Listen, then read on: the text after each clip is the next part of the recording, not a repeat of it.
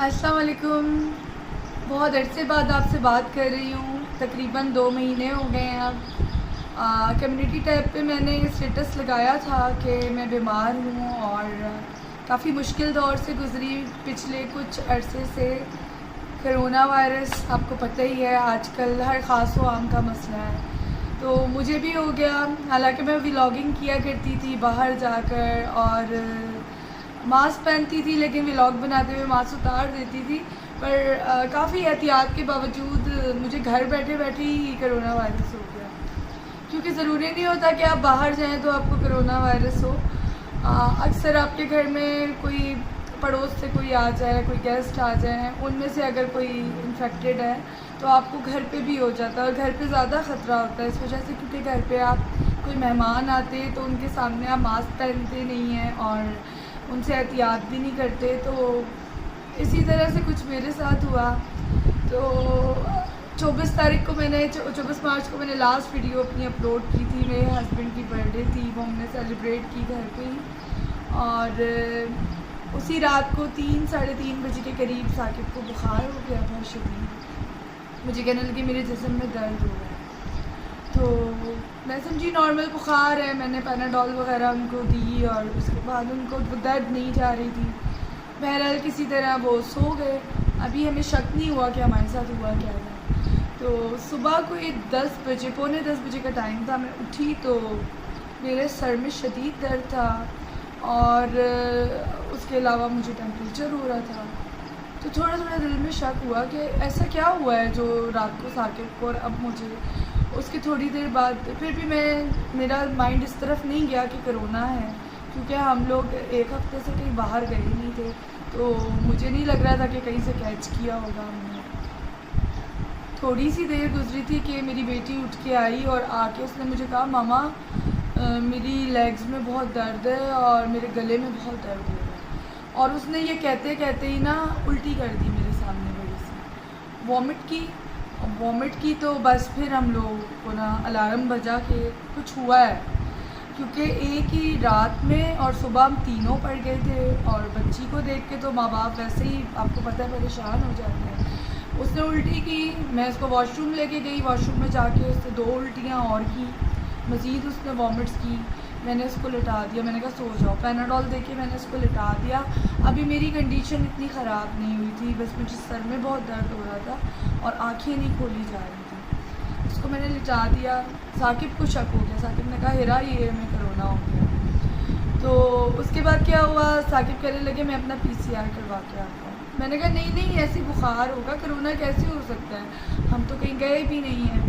तो साकिब ने कहा नहीं, मिनसा को भी हुआ है तो अब तो मुझे पक्का यकीन हो गया। साकिब गए अपना PCR टेस्ट करवाने। रात को मेरा और साकिब का बुखार तेज़ हो गया और ज़्यादा। सुबह 10 बजे के करीब नेक्स्ट डे 26 मार्च रिपोर्ट आई साकिब की, तो उसमें डिटेक्टेड लिखा आया, यानी कि कोरोना पॉजिटिव थे। मैंने और बच्चों ने अपना टेस्ट नहीं करवाया इस वजह से, क्योंकि सबकी एक जैसी कंडीशन थी। तो ऑब्वियसली अगर साकिब का पॉजिटिव था तो हम सबका भी पॉजिटिव था। तो हम लोगों ने अपने आप को घर में क्वारंटीन कर दिया। हमने दूध वाले को भी मना कर दिया कि दूध दे के ना जाए, और जो मेरे पास सर्वेंट आती थी उनको भी मैंने मना कर दिया कि जब तक मैं ना कहूँ आप काम पे ना आएँ, ठीक है। उनको भी फ़ोन करके मना कर दिया। अपनी तरफ से हमने अपने आप को बिल्कुल बंद कर दिया, बिल्कुल कट ऑफ कर लिया। उसके बाद साकिब ज़रूरत की कुछ चीज़ें ले आए थे, दूध और गोश्त और सब्ज़ी वगैरह वो ले आए थे, अपने आप को कवर करके बिल्कुल, ताकि हमारा ये टाइम गुजर जाए। उसके बाद हम बिल्कुल ब्लॉक हो गए थे। अच्छा, यही हमारी सबसे बड़ी गलतफहमी थी, क्योंकि कोरोना एक ऐसी चीज़ है, हमें भी पहली बार हुआ था और हमें पता भी नहीं था। और सबसे सुनते थे जिस्म में बहुत दर्द होता है, तो वो हम उसी चीज़ से गुजर रहे थे। कभी चेस्ट पेन हो रहा था, कभी बैक पेन हो रहा था, कभी सर में दर्द हो रहा था, कभी पूरे शोल्डर्स और जो हमारी लेग्स थी उनमें दर्द होता था। तो हमने सीरियस नहीं लिया, हमने कहा ये जो है ना ये इसका हिस्सा है और 2 हफ्ते हम बंद रहेंगे तो हम खुद ही ठीक हो जाएंगे। तो साकिब को बुखार बहुत ज़्यादा तेज़ था और मुझे बुखार कभी हल्का होता था, कभी तेज़ होता था। मिनसा सिर्फ एक दिन उसकी तबीयत ख़राब रही, वो नेक्स्ट डे बिल्कुल ठीक हो गई। और जो मूसा है छोटा, उसका भी यही था कि उसको एक दिन वॉमिट्स वगैरह रही हैं और वो नेक्स्ट डे बिल्कुल ठीक हो गया। सिर्फ ईज़ान जो मेरा बीच वाला बेटा है वो अल्लाह का शुक्र है ठीक था, उसको कोई सिम्टम्स नहीं थे। उसके बाद ये हुआ कि मुझे 4 दिन बाद मुझे स्टमक में बहुत ज़्यादा दर्द शुरू हुआ। ऐसा दर्द होता था जैसे गैस हो रही है या तकलीफ़ सी मुझे होती थी। ये मुझे 4 डे से शुरू हुआ। मैं साकिब को कहती थी, साकिब मेरे मैदे में दर्द हो रहा है, मेरे मैदे में दर्द हो रहा है। मुझे पेट के सेंटर में दर्द होता था और मैं समझती थी स्टमक में। तो उसके बाद मैं कोई पेन किलर ले लेती थी, वॉरेन ले लेती थी, पैनाडोल लेती थी। पैनाडोल दिन में 3 बार हम ले रहे थे, उससे फ़र्क नहीं पड़ा। तो फिर मैं वॉरेन ली। उसके बाद मुझे नींद आ गई क्योंकि पेन किलर सर्टेन पीरियड के लिए आपका जो दर्द है उसको रोक देता है। तो इसी तरह 2-3 दिन गुजरे और मुझे लगता था मैदे में दर्द हो रहा है ना, और वो बढ़ता गया, वो इंक्रीज़ होता गया। 7th डे पे वो दर्द इतना बढ़ गया कि रात को 3:30 बजे तक मैं रोना शुरू हो गई कि मुझे दर्द है। अब हम बाहर भी नहीं जा सकते थे क्योंकि हमें कोरोना था और ये भी नहीं पता था कि कहाँ जाना चाहिए। हमारे ज़हन में ये मिसकॉन्सेप्ट था कि हम जाएंगे किसी भी हॉस्पिटल में तो वो हमें चेक नहीं करेंगे कि पहले आप कोरोना के पेशेंट हो, जबकि ऐसा नहीं है। अब हर हॉस्पिटल में कोरोना का वार्ड बन चुका है। फर्स्ट वेव में डॉक्टर हाथ नहीं लगा रहे थे, लेकिन अब तकरीबन हर हॉस्पिटल में इसकी ट्रीटमेंट हो रही है। लेकिन हमें नहीं आइडिया था। साकिब ने मुझे जो है टेक केयर किया थोड़ी देर, ख़ुद वो भी बीमार थे, उनको भी चेस्ट पेन हो रही थी। तो उसके बाद क्या हुआ, 8 डे पे बहुत ज़्यादा खांसी थी और मुझे ब्लड वॉमिटिंग होनी शुरू हुई। पहले वॉमिटिंग हो रही थी, जो खा रही थी निकल जाता था, लेकिन मुझे उल्टियों में ब्लड आना शुरू हो गया। बस वहाँ से हमें पता चल गया कि ये जो है ना कोई गड़बड़ हो चुकी है। और जिस दर्द को मैं मैदे का दर्द समझ रही थी वो एक्चुअली स्टमक पेन नहीं था, वो मेरा लिवर और जो लंग्स थे वो डैमेज हो चुके थे। कोरोना अपना काम कर चुका था, बाकी सब जो है उनका बुखार और दर्द तक ही रहा, लेकिन मैं जो हूँ मुझे अंदर से कोरोना ने डैमेज करना शुरू किया। मेरे जो लंग्स थे वो 65% इन्फेक्टेड थे और उसके अलावा जो मेरा लिवर था वो भी ALT लेवल्स नॉर्मली 45 होने चाहिए। जब मैंने टेस्ट करवाया नेक्स्ट डे तो 283 मेरी रीडिंग्स आई, यानी कि 7 गुना ज़्यादा। जो एक मैक्सिमम रीडिंग आनी चाहिए उससे भी 7 गुना ज़्यादा मेरे लेवल्स थे।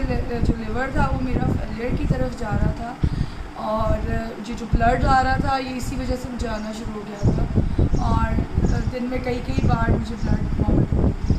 उसके बाद मेरी कुछ फ्रेंड्स थी यहाँ पर बहुत अच्छी, उन्होंने मुझे हेल्प आउट किया। और सोबिया मेरी बहुत अच्छी दोस्त हैं, उन्होंने मेरी बेटी की टीचर को कांटेक्ट किया, उनकी सिस्टर डॉक्टर थी, उन्होंने कुछ टेस्ट लिख कर दिए। वो हमने टेस्ट करवाए IDC से, वो इतने ख़राब आए कि जैसे ही उन्होंने देखा उन्होंने कहा इनको तो ICU की ज़रूरत है। बस फिर उसी रात मैं बिल्कुल तैयार नहीं थी क्योंकि मेरे बच्चे छोटे हैं और छोटा वाला भी सिर्फ 2.5 साल का है। तो मैं कह रही थी यहीं इंजेक्शन या ड्रिप्स लगा देते, लेकिन मैं हॉस्पिटल नहीं जाऊँगी। लेकिन उन्होंने कहा कि नहीं, ये घर पे ट्रीट हो ही नहीं सकता क्योंकि आपको ऑक्सीजन की ज़रूरत है।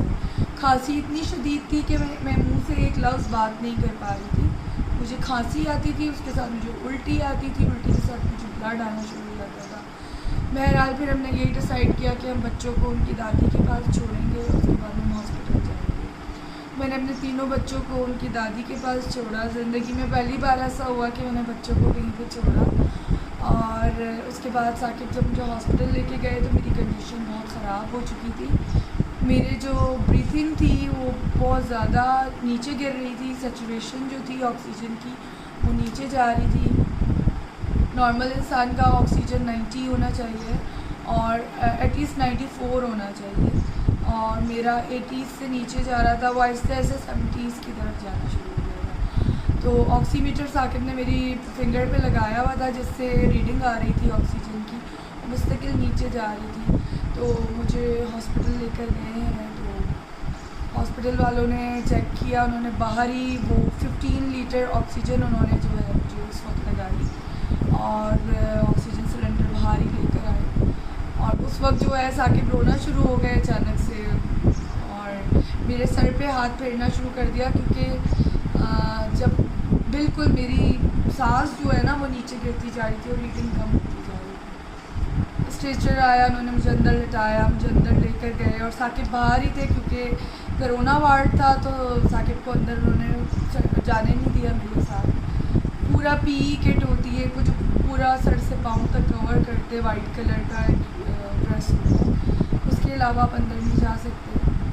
तो मैं अंदर जब जा रही थी, तो जब मैं अंदर जा रही थी तो मुझे ये ऐसे लेके जा रहे थे, तो इधर से एक डेड बॉडी बाहर आ रही थी, वो जो अक्सर आप टीवी पे भी देखते होंगे, फुल वाइट ड्रेस में कवर होती है, मुंह वगैरह हर चीज़ बंद किया हुआ होता है। वो मैंने लाइफ में पहली बार देखा। मैं अंदर जा रही थी और वो डेड बॉडी बाहर आ रही थी, तो मुझे ऐसा लगा कि बस मैं भी अंदर जा रही हूँ और मैं इसी तरह बाहर आऊँगी जैसे ये बाहर आ। जब मुझे अंदर लेकर गए और मुझे थोड़ी थोड़ी गुनूदगी थी क्योंकि मेरी ऑक्सीजन जो है वो बहुत ज़्यादा डाउन थी, और सिलेंडर मेरे पाँवों में ही इन्होंने रखा हुआ था क्योंकि सिलेंडर के बगैर मैं अंदर जा नहीं सकती थी, बहुत ज़्यादा नीचे जा रहा था ऑक्सीजन का लेवल।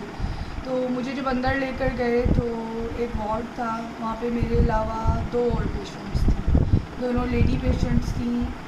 तो जैसे ही मैं गई हूँ तो जो दूसरा मंज़र मुझे देखने को मिला है, जो मेरे बराबर वाली खातून थी, उनकी एज तकरीबन 70 ईयर्स होगी, उन्होंने अपनी जो कैनुला है वो नोच के वो फेंक रही थी और अपने जो ऑक्सीजन मास्क था वो उतार के उन्होंने फेंक दिया था, और वो बिल्कुल कोऑपरेट नहीं कर रही थी डॉक्टर्स के साथ। उनको इतनी तकलीफ़ थी सांस में कि वो चाहती थी कि बस मैं ये सब कुछ उतार के फेंक दूँ और मैं किसी तरह इस ज़िंदगी से आज़ाद हो जाऊँ।